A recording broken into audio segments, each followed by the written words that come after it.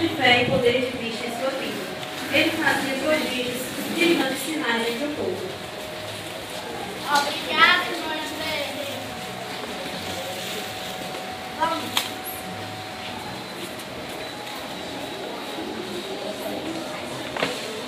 Mas o povo daquela cidade não aceitava o que Estevão pregava.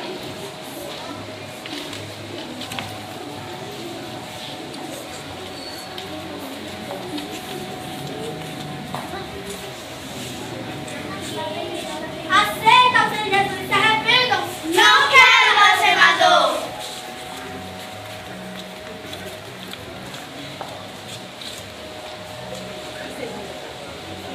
Um certo dia, levaram-me ao conselho, a fim de acusá-lo de ditas mentirosas.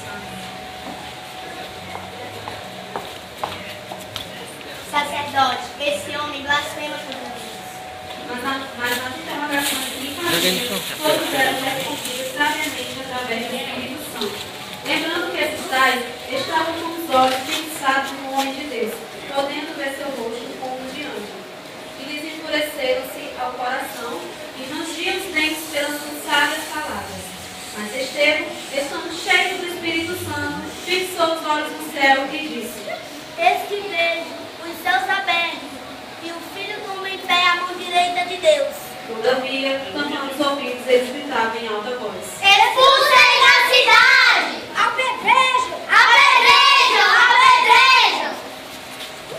Senhor, recebe o meu espírito.